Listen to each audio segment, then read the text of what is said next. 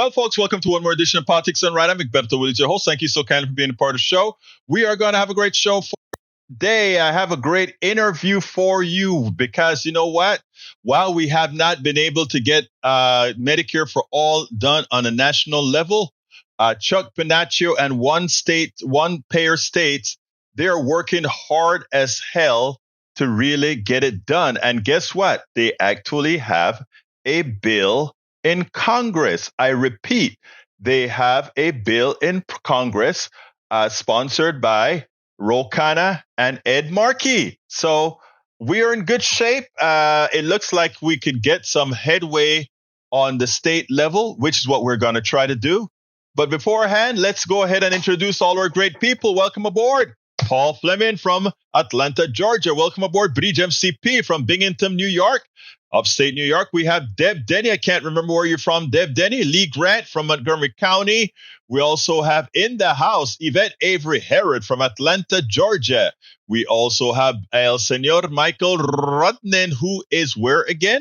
Michael Rudnin is in Brooklyn, New York. And guess what, Michael? I think you're going to love the show because at the end, I'm going to be playing that Karl Rove piece, which you're going to like. Who else we've got in the house? I'm scrolling down back. Melanie Keelan from Barcelona, Spain. We are active. We are ready to go. We are going. Okay, let's go ahead and read some of the stuff that you guys pointed out before I go to the interview. Michael says, New Jersey news staunchest Republicans of all goes nuclear on Trump. Yes, he did. But I have a little caveat to that. I'm not going to read all of that, Brandon, because I'm covering that on the program. We also have Paul Fleming says, Katie sidebar. This is a telling statement from Judge Cannon. She's telling Jack Smith that she will not rule on jury instructions at this time and will wait until trial and the presentation of trial defenses and evidence. It is time for her to be removed, and I think he'll do that. He'll go to the 11th Circuit to do that. The timing of that means Cannon might wait until after a jury has been sworn in and jeopardy attaches. Once jeopardy attaches, a criminal defendant cannot be tried a second time for the same crime. This is exactly what Smith is trying to avoid by having Cannon rule on the jury instructions at this stage. Cannon is sticking her finger in Smith's face and telling him to do something about it, and I think he will. I think he's going to 11th Circuit. Michael Rudnin said, surprise, Egberto, you already got the news ready to go. Hey, brother, you know I try to keep up the spar, but you guys keep me on my toes, which is a good thing. Paul Fleming says, MSNBC legal counsel Lisa Rubin, on this new Judge Cannon ruling, you might see the special counsel office taking this order as a basis for seeking the writ of mandamus about Judge Cannon and perhaps seeking her recusal here because for the first time in such sharp language, she really showing a bias or a prejudice against him.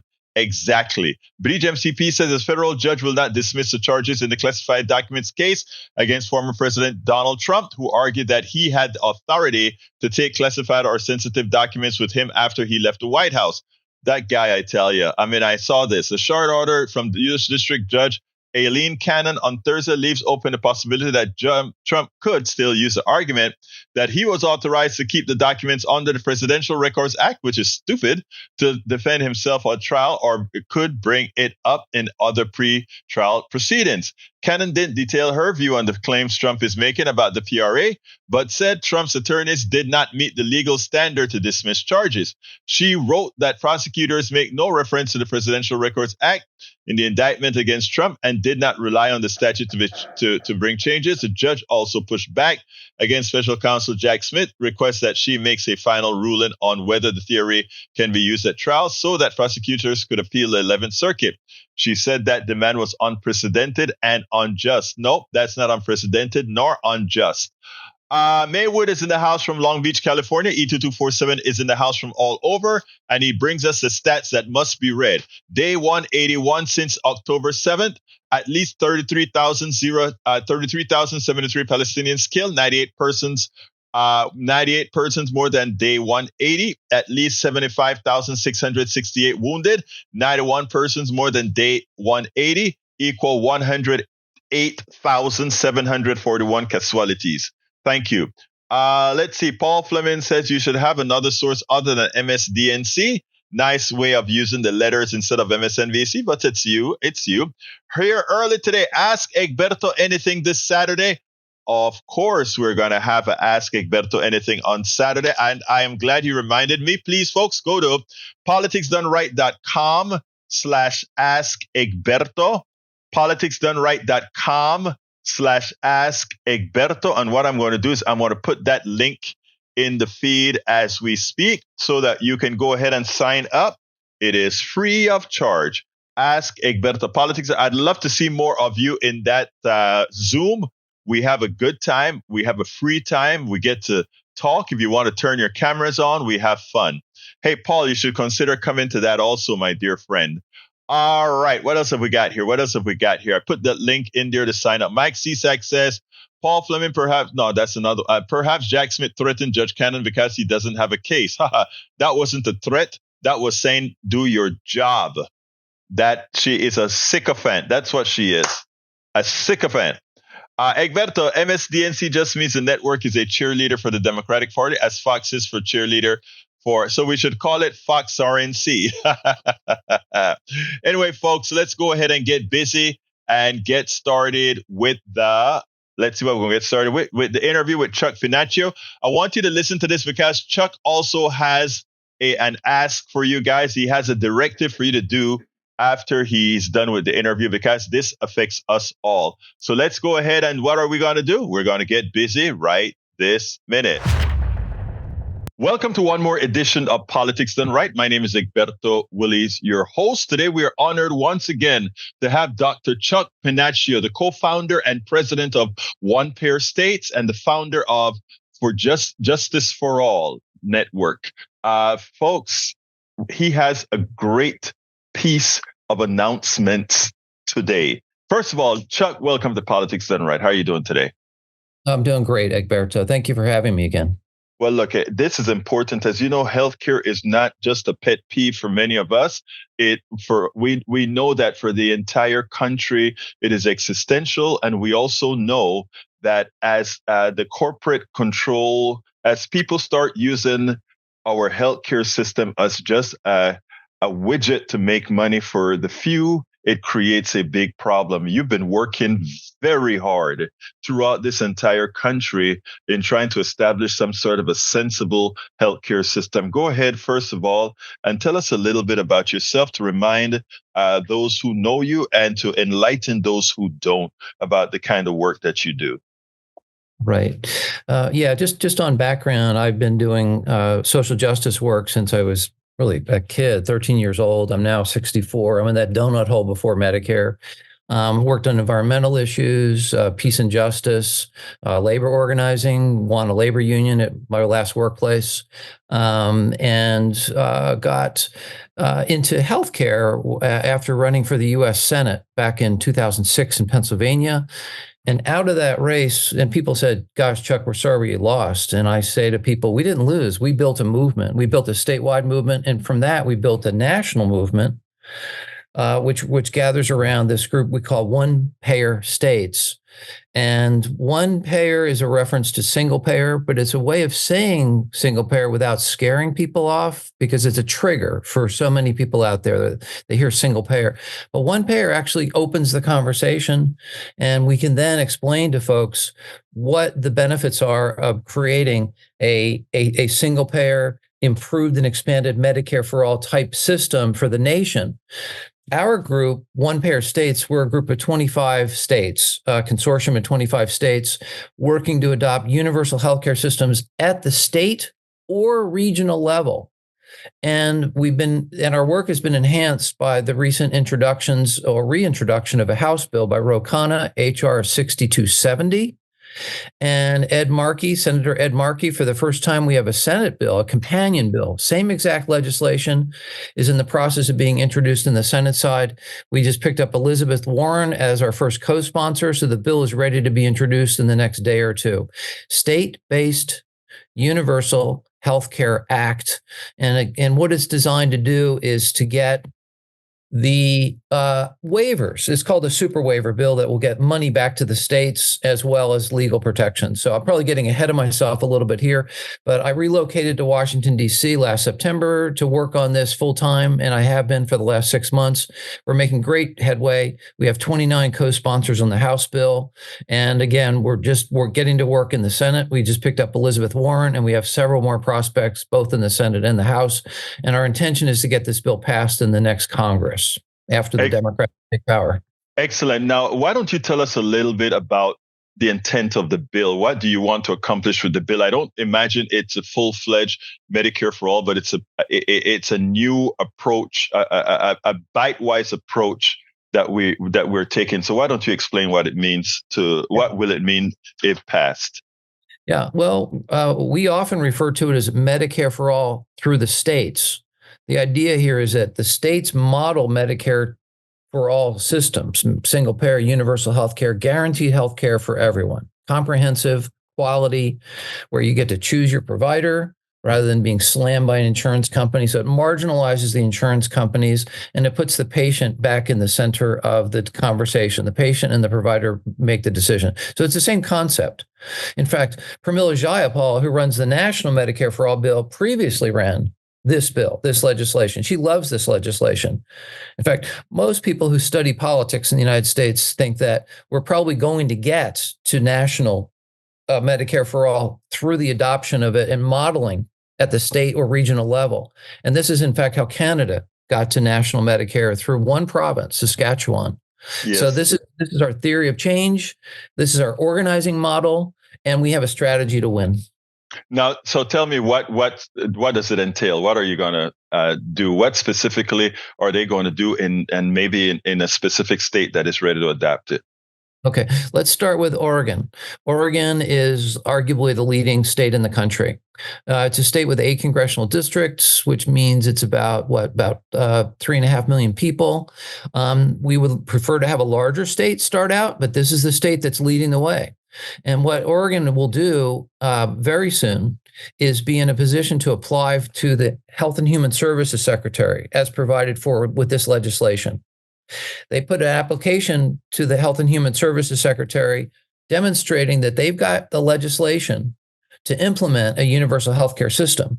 And the legislation, the state-based universal healthcare system, Universal Healthcare Act, requires that states get to 95% coverage after 5 years and that they get to 100% coverage shortly after that. In order to do that, what the waivers would do, if the Health and Human Services, the secretary will set up a panel to vet these proposals, this legislation, to determine whether it's serious or not. Once it's approved, the waiver dollars will come back to the states, the federal dollars. So states pay into the national coffers, right? They pay into Medicare, Medicaid, children's insurance, federal employees, TRICARE for military. So all of these monies will come back to the state, and the state will then create a pool, one pool. That's just the concept of single payer. You create one pool, and that administrative efficiency will allow the state to deliver universal health care cheaper, better, bring back communities, bring back hospitals. It's pro-business, it's pro-family, it's pro-schooling, because people currently pay a chunk of money in property taxes, and that money will disappear. They don't have to pay that money anymore, to property taxes that go to pay healthcare for school employees. This universal healthcare system will wrap around everybody. So the dollars will come back to the state, as well as what's called an ERISA waiver. This is getting a little bit in the weeds, but if folks want to Google it. No, I know the ERISA very well. In other words, that you don't need that anymore, actually. Go ahead.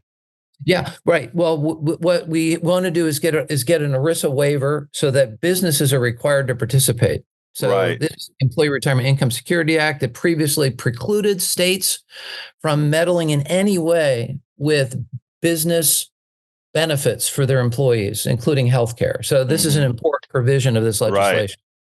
Yeah. So that's the design. That is excellent, because right now we have all these different pools of different healthcare, right? When you Right. talk about having the TRICARE, then Medicare, then Medicaid, and all these other things that have to be managed differently and have so many hands involved, you've removed all of that, pool all the money together. The state gets a waiver that allows them to do that, and then ensure that every single citizen in that state has healthcare. Similar to Canada, you have one card that entitles you to healthcare, and everybody gets it. Is that magical or what? And every other country in the industrialized world, the advanced industrialized world, has got a universal healthcare system, some variation of single payer. Right. Every single one has got coverage for all of its citizens. We are the outlier, and our citizens suffer. We pay twice as much and get a fraction of what other countries get. And Chuck, the magic is this: is doctors' bills go down. They no longer have to have all those employees in that office to figure out what insurance company they need to get, what insurance covered this, what insurance doesn't cover that. That's gone. No Right. longer do you have to have all these different entities that you have to get pre-qualifications for, etc. You have standards that you run by. The insurance companies, the profits that would normally go to the freeloaders and what we call the parasites are no longer there. So instead of having all that money go to things that don't control healthcare, we now bring all that money and it gives everybody healthcare without the overhead that we have, that creates several CEOs, several databases, several presidents, several of all these other things gone. Yep, absolutely. And the patient gets to choose their doctor, their hospital. The patient is in control with their doctor. Right. Who can ask for more? Yeah, publicly funded, mostly privately delivered, where you have that choice. That's the beauty of the system. It's a hybrid. In fact, anybody who is even a centrist or center right should adopt this because it makes sense. It's a fiscally responsible approach. It's the only fiscally responsible approach on the horizon right now here in the United States. The other thing that it does, well, it allows us to bulk purchase pharmaceutical drugs, right? So we can bring down the cost of pharmaceuticals dramatically by pooling our resources and negotiating down the prices, much as the VA does, right? Right. Same thing with medical equipment. Medical equipment is, the cost of it is through the roof. These MRIs, the cost of an MRI in the United States is multiples higher than it is in Europe and Japan, way above, like 10 times. I want people to understand this, right?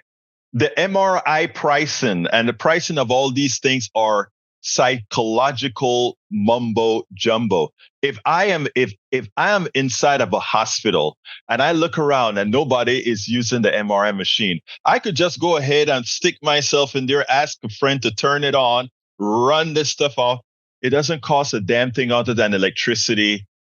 But when you see it on your bill, it's thousands of dollars. My wife just had a kidney biopsy. The total cost was $27,000. That's crazy. Crazy. $27,000. Ozempic costs 89 cents to make. They sell it for $936. WeGenic, which is a double dosage of Ozempic used for weight control, $1,300 plus. How much does it cost? $4 to make. Wow. Yeah. Okay. That's nuts. My friend, you are doing the supreme being's work in fighting for making sure that the average American citizen can have the health care that they want. And what it's important is for us to carry that narrative so that the insurance companies that are about to get on board to attack this, so that the drug companies that see the light, that they won't be able to be parasitic on the people any longer.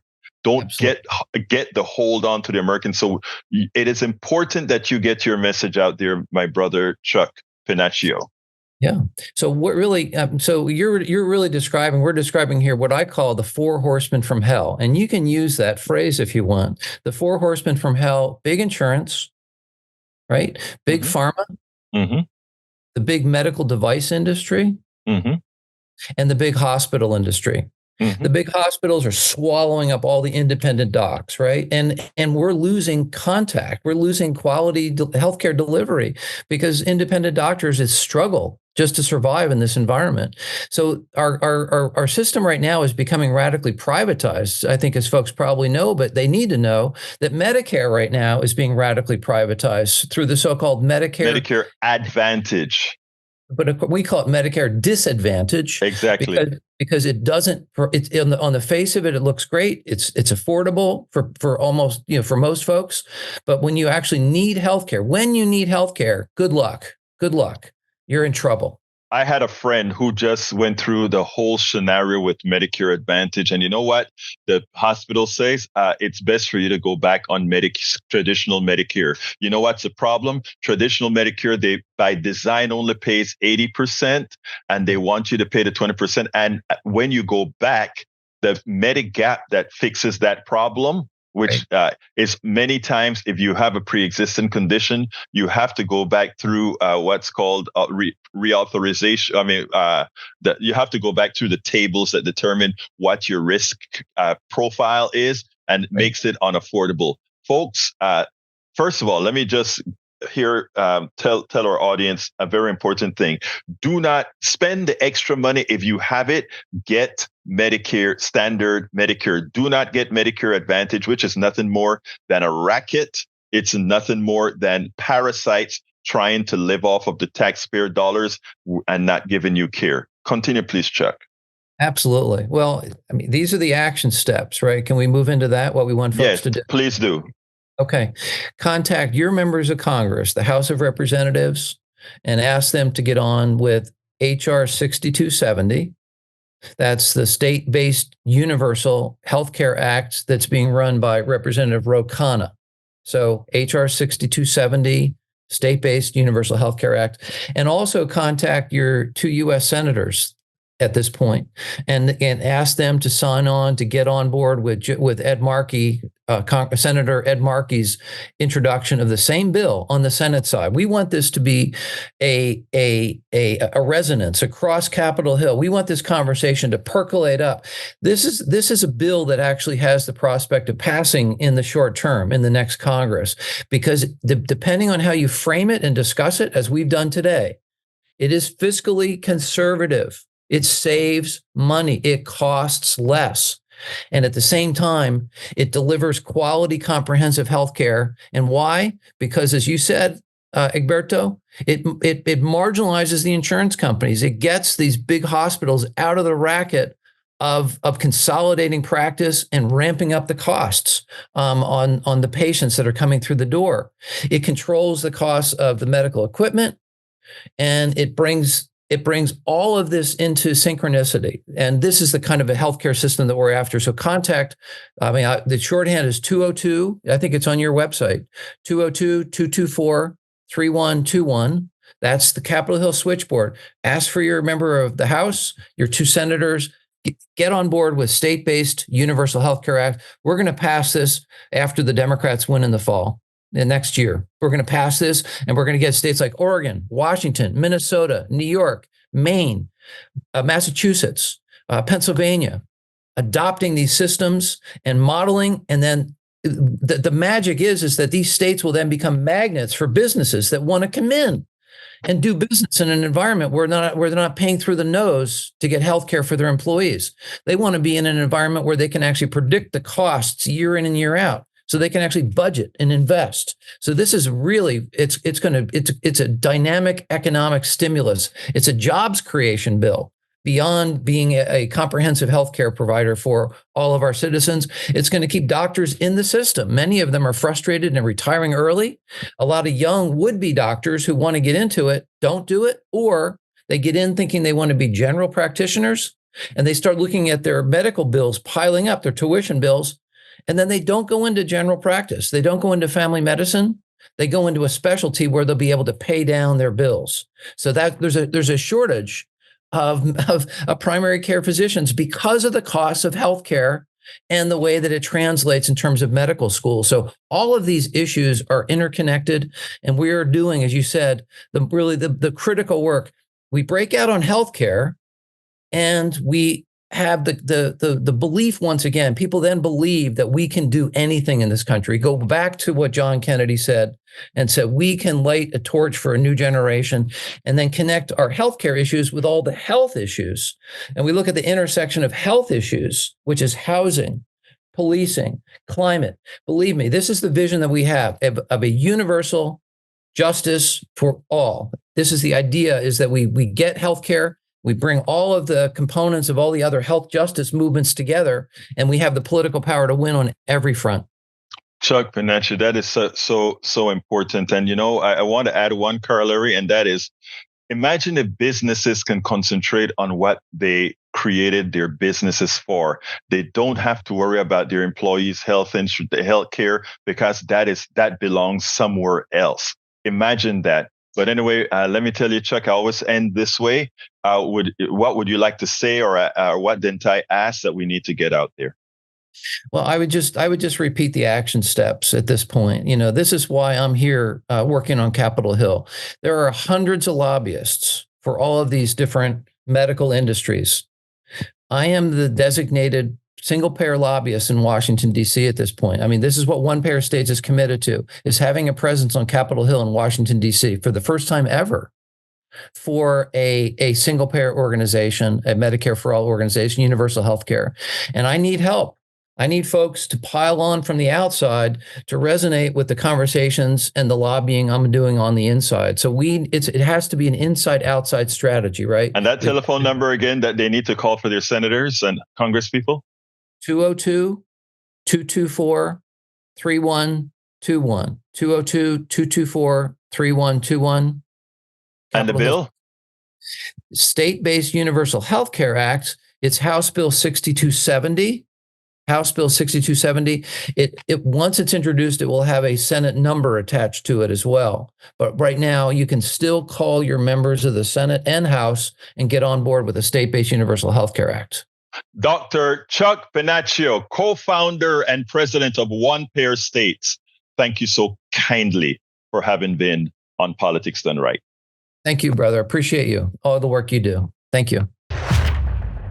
And that is one of our most important interviews, because it also has an action associated with it. It has an action associated with it. Anyhow, folks, let's go ahead and read some of your stuff. Eric, don't put the long things like that in the chat. Put a snippet of it and then a link.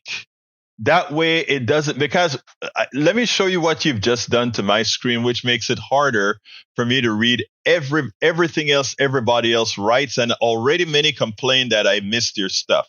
But you have to be, I beg of you, more considerate in what you post. You take up the whole damn page.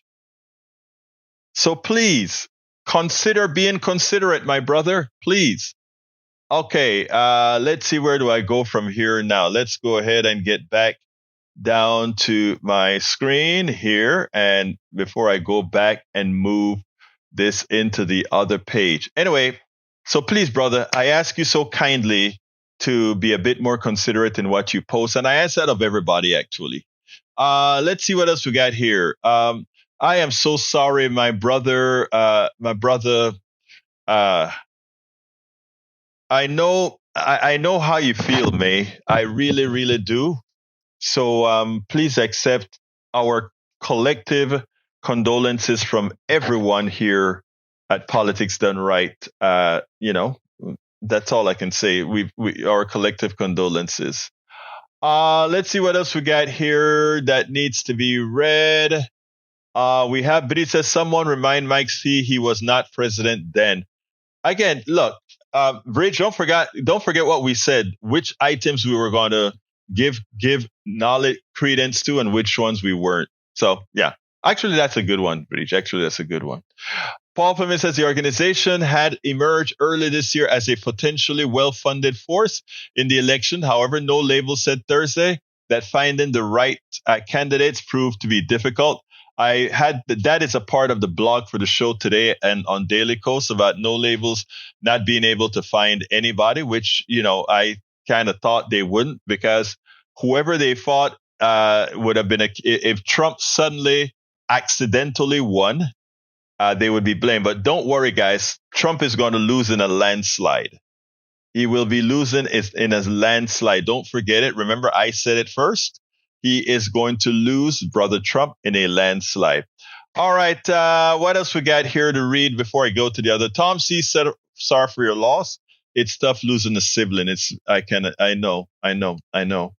I lost my father, not a sibling, my father a few years ago, and I still feel, you never forget the pain that you feel when you first get jolted, but later on you learn to live with it and remember all the good times. Sometimes I just sit back and look at videos of my father doing a little salsa dance, I would stay from upstairs and video him with my daughter dancing around. You remember the good times. That's all I say. Remember the good times. Why need immunity if there's no crime? Exactly. There you go, Breach. You nailed it, Breach. You nailed it. All right, Paul Fleming says Dr. Martin Luther King was killed in Memphis 56 years ago today. Yes, he died while visiting the city in support of sanitation workers.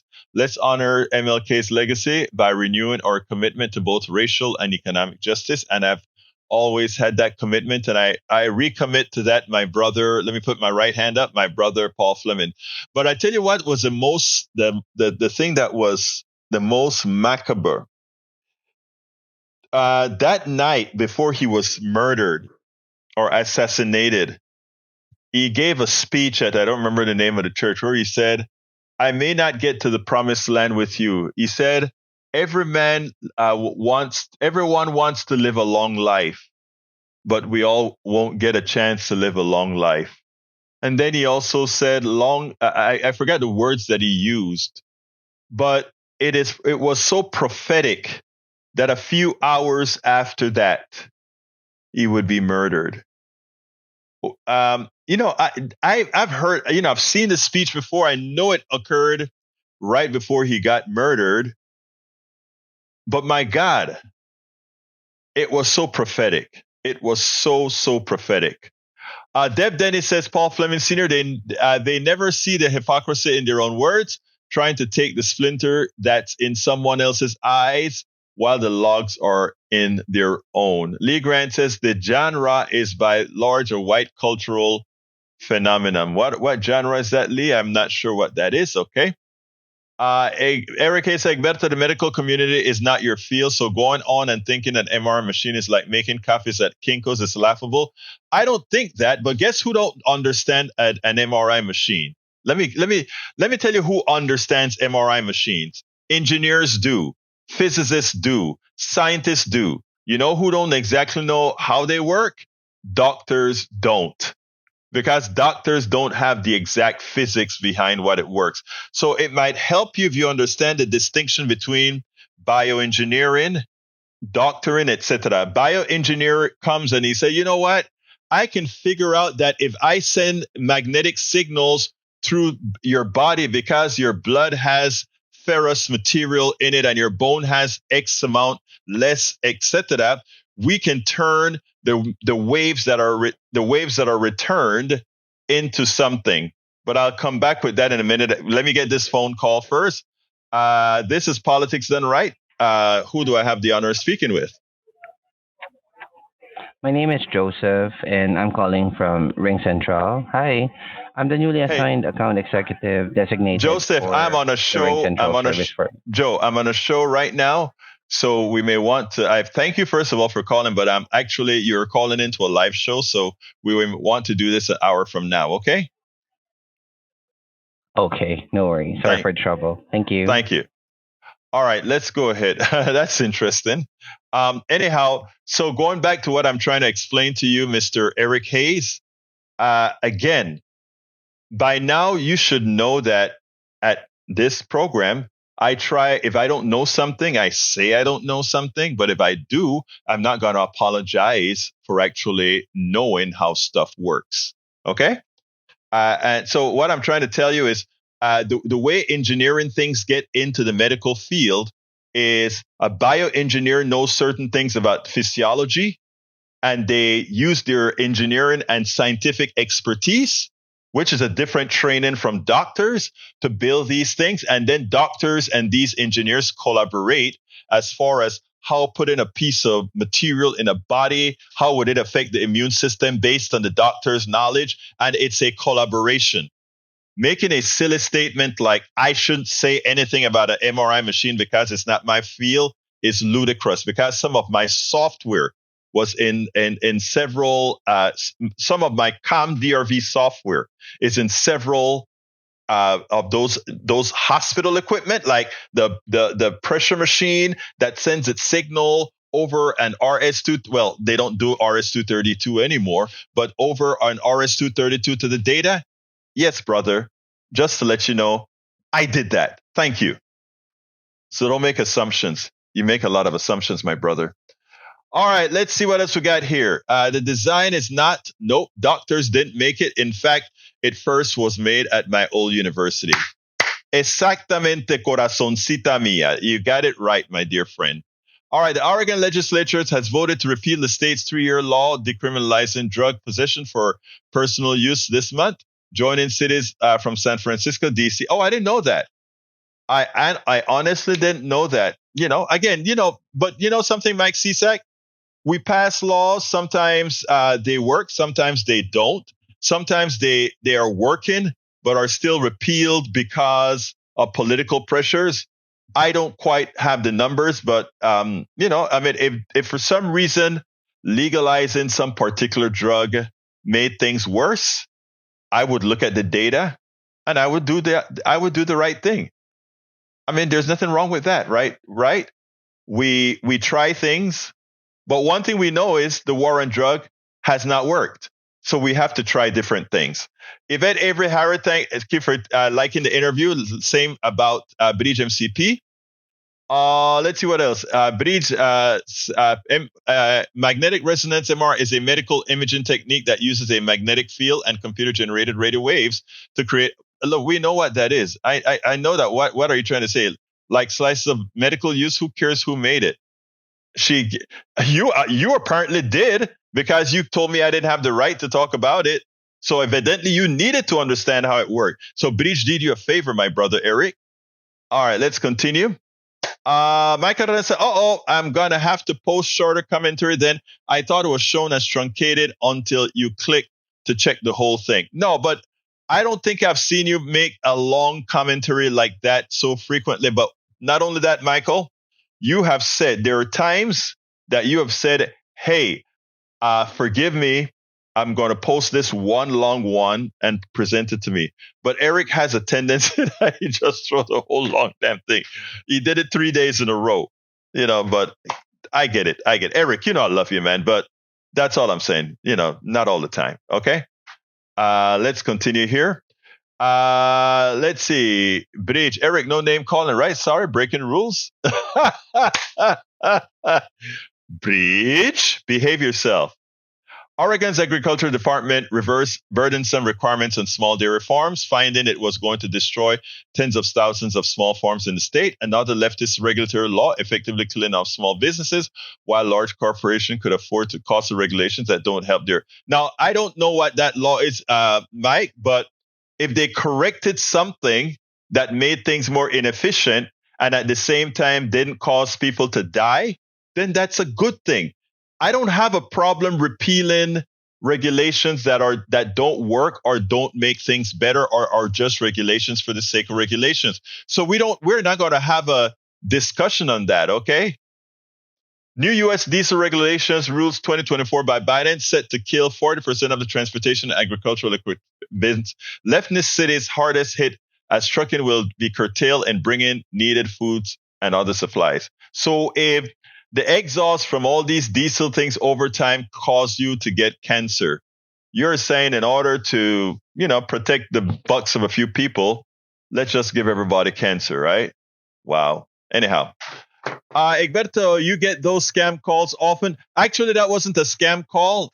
That was the people who who created this stuff that allows me to take these calls over the computer, redirect the pots to the computer. And they were calling to as a, what is the word that I want to use? They were calling as a courtesy. All right, let's see. MRI used the machine to point out your sickness. The engineer has small piece. No, the engineer actually made the whole damn thing. And then after the engineer made the thing, and not only the engineers and scientists gave you the ability to see everything. And then because the doctor knows what the certain things are able to look like, they can use it on patient after patient after patient after patient. But the one who created the technology that made it possible were the engineers and scientists. It's just like the same reason I talk about Oprah Winfrey being a billionaire and the people who actually allowed her to make the money got nothing, right? Oprah Winfrey gets the broadcast all over the world via satellites and all these things. Her talk show. I am talking and I get billions for that. Hey, I'm talking and getting peanuts, $10 here, $15 here, $30 here, which is, I think, commensurate what I'm doing, right? But she gets billions, right? And again, the technology, you at least here, I know how to program this stuff that I can use one person to do all of this, right? But Oprah knows nothing about programming. Oprah doesn't know how refraction of light works. Oprah doesn't know how the signals get to the transmitter and anything to do with that, right? But those engineers that did all of that, they got paid once. Oprah gets paid over and over and over and over again for using that technology. Shouldn't, technically speaking, a portion of everything she makes be distributed to the commons, given that all of us are responsible for all these technologies that are out there? I think it's only fair. But based on the capitalist model is inherently unfair. In other words, it doesn't give things the way they really should, right? Egberto, I often post long commentaries when I can find parts that need to be cut out. No. Look, Rudnin, look, you don't need to change anything of the way you were doing it, okay? At all. You don't need to change how you're doing. The particular, I've never seen you send a commentary that took the whole damn page. What Eric did took the whole page. And Eric, I'm only using this as an example. The longest I've seen from you is about 2/3 of what Eric sent. I'm just saying. All right.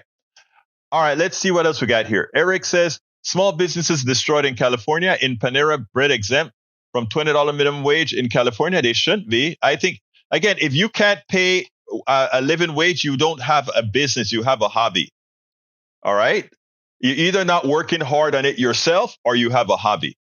Mike Cisak says Twitter files. Brazil is engaged in sweeping crackdown on free speech led by radical left Supreme Court. Oh my God. All right. Michael Ren says, Egberto, as it comes to pollution and cancer, I'm always more worried about coal-fired power plants and transportation. Yeah, power plants actually let go some radiation that's actually found in coal as well as other sulfides and mercury and much more. Let's see what else we got here. Oprah is like Beyonce, is like hot girls that are famous. Did they earn it and deserve it? My answer is simple. Look, I love Beyonce. Well, I don't particularly like Beyonce's music, but I like Beyonce's chutzpah and Oprah too, and Bill Gates too, and I also like what's the girl that's a billionaire as well. I like her music that the right wing loves to hate on her. What's the name of that? She gives away a lot of her money as well. What's her name? You know who I mean. Anyway. I know somebody's going to tell me Taylor Swift. I love Taylor Swift, right? I love them all. Taylor Swift. Thank you, Eric and Breach. Right? But I'm just saying from what allowed me to be a billionaire point of view. I've sent all the work that these engineers, and thank you also, Michael, that these engineers and others have done. They would not exist and they would not be able to amass the monies that they have. What I'm trying to say is all of us are responsible in a composite form of what some are able to concentrate on. In other words, Taylor Swift, Oprah Winfrey, Beyonce, they can accumulate a lot of money, a lot of it created on the wisdom of many others. And I'm not talking about the fans paying to see her. I'm not wanting to stop the fan from seeing her. I am saying that they are not responsible or absent a lot of the work they do. They would not be able to accumulate what they have. I mean, it's not an envy thing. It's just a statement of fact. Engineer develops vacuum tube using thousands and hundreds and millions of equipment, and one manufacturer, let's say a TMR, one of them makes products on it, and those stockholders make all the money off of what that one engineer made, and he doesn't profit from it. That's all I'm saying. I don't think that's something to even argue about. It's just a statement of fact, right? And it's the way our economic system. I'm not blaming LeBron or Taylor Swift or Beyonce or Oprah or Bill Gates. They're playing by the rules.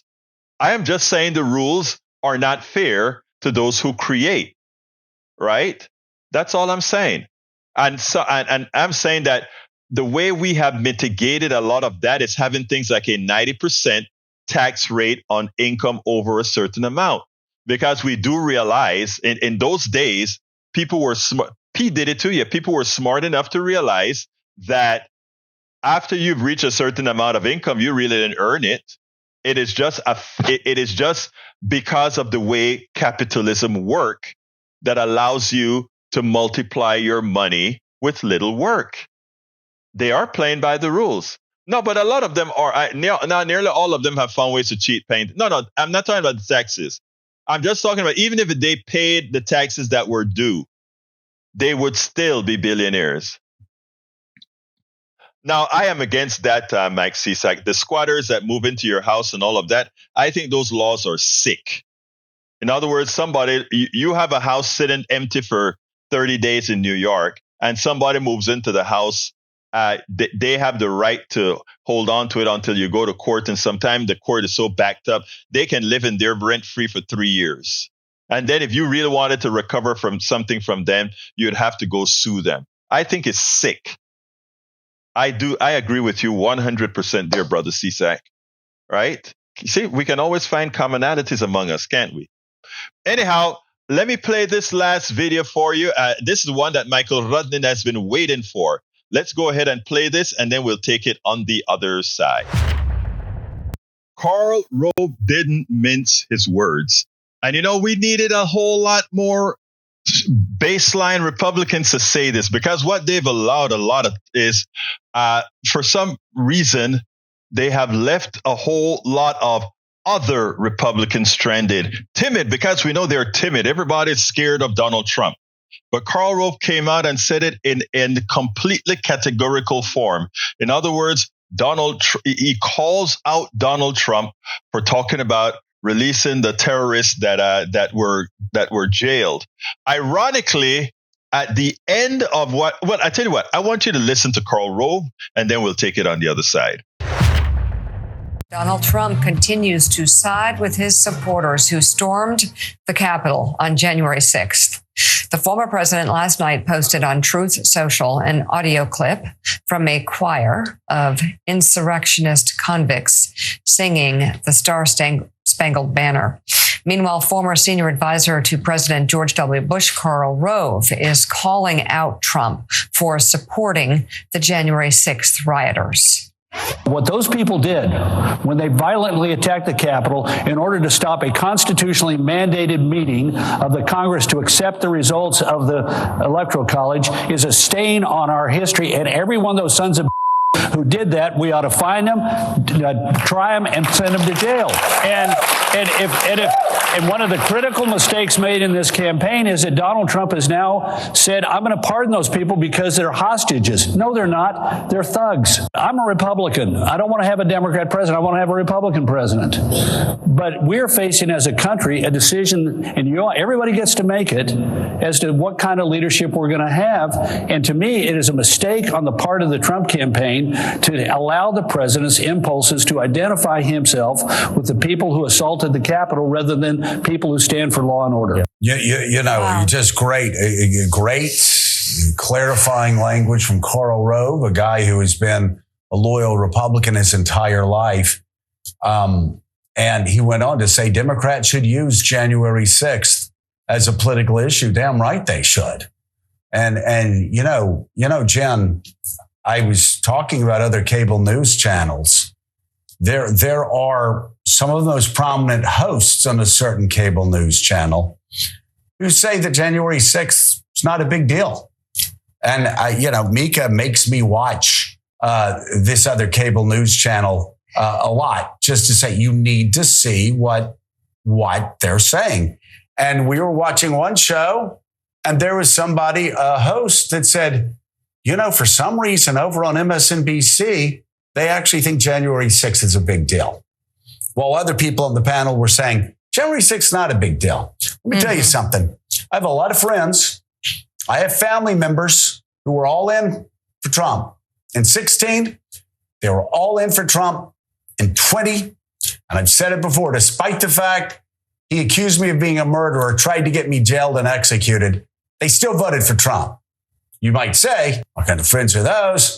Well, perhaps one day I'll figure that out. That said, January the 6th moved a lot of them away from Trump. A lot of them. Here's the deal. I hear Karl Rove. I understand Karl Rove. Karl Rove is really calling out Donald Trump. But then at the end of his discussion, he gives him an out. I don't know why Donald Trump's campaign allows him to associate himself with those terrorists. Well, the fact of the matter is Donald Trump created those terrorists, Karl Rove. So who do you think is going to stop Donald Trump from kowtowing with the terrorists he created?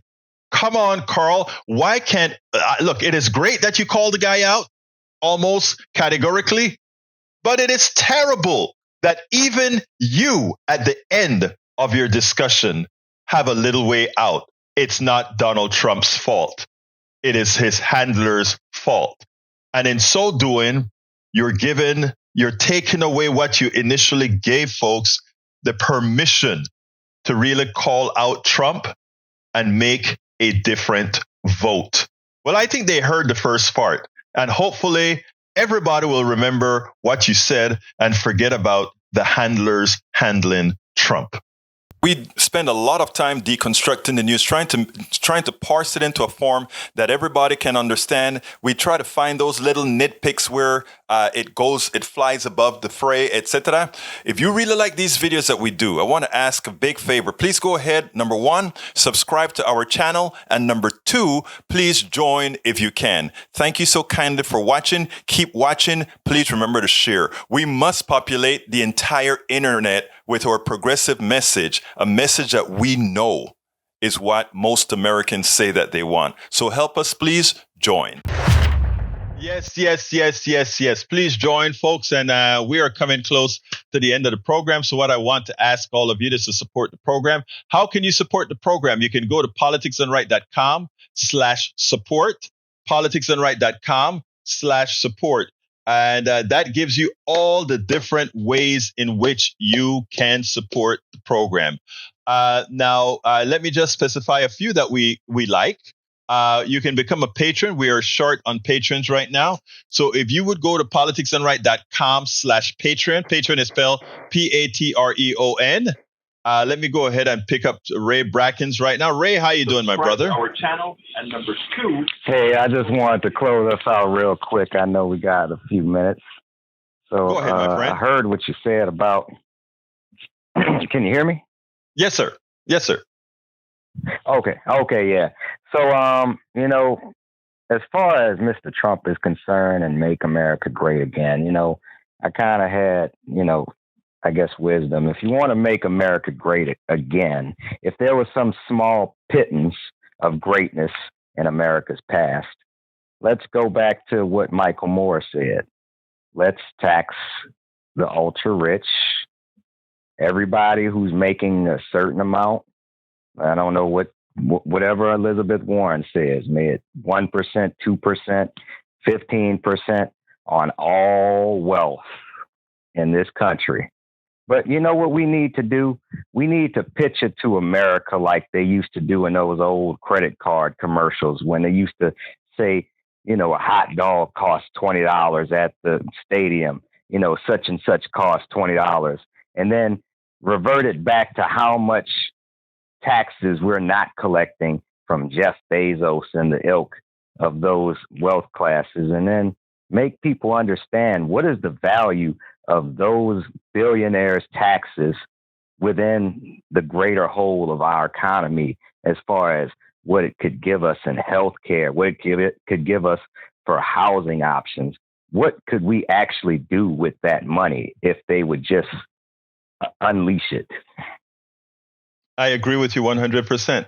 Don't have a problem with it. And I like the idea that you come up with on how we have to talk it in a bread and butter manner to people. And I'm going to try to do my best to do that over the next few months, over the next few years, to try to let, you know, because the people, Ray, that you find defending the millionaires and billionaires are people that themselves are poor or low middle class. That's who you see really thinking that somehow those guys need the protection, even as these wealthy folks are passing laws that screw them. So we have to kind of bring that enlightenment, and, you know, thank you for doing that as well. So we're in the business together. We are in the and this business of activism that we care about our fellow men and intend to do something about it. So thank you, Brother Ray.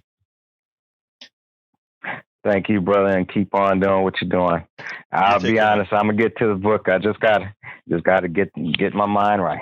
Have a great day, you, brother. You too, my brother. You too. Anyway, folks, to support the program again, one more time, you can support us via Patreon, politicsdoneright.com/Patreon. We would like to get a few more patrons in supporting up. You can also support us by going to politicsdoneright.com/newsletter. Those of you who become paid subscribers of our newsletter, hey, a coffee. Can you give Politics Done Right a coffee a month? Say, hey, I want to be a part of the movement. If we can get a few thousand people doing the coffee a month, that sort of a thing, we can actually do so much more. In fact, coming up, I have 2 things to go to that right now I don't know how I'm going to do it again, because again, you know how things are. A lot of things went down in the beginning of this year, but I want to get to the Netroots again and the Democratic Convention to report from there. We'll see. We'll probably have to come with a GoFundMe for that, but there's so much going on right now that we need support for. So go ahead and please become a member of the PDR posse. As we expand, we can actually do a lot more. So politicsdoneright.com/newsletter, become a paid supporter. You help get our books as well. How do you do that? politicsdoneright.com/books. I have 5 books out right now. The latest one is a little bit off the political realm. It's called Tribulations of an Afro-Latino Caribbean Man. It's a good book, easy to read, quick to read. I think you are going to enjoy it. Anyway, I got to get out of here. My name is Egberto Willies. This is Politics Done Right. And you guys know how I end this baby. I am what? Out. We spend a lot of time deconstructing the news, trying to parse it into a form that everybody can understand. We try to find those little nitpicks where it flies above the fray, etc. If you really like these videos that we do, I want to ask a big favor. Please go ahead. Number 1, subscribe to our channel. And number 2, please join if you can. Thank you so kindly for watching. Keep watching. Please remember to share. We must populate the entire internet with our progressive message, a message that we know is what most Americans say that they want. So help us, please join.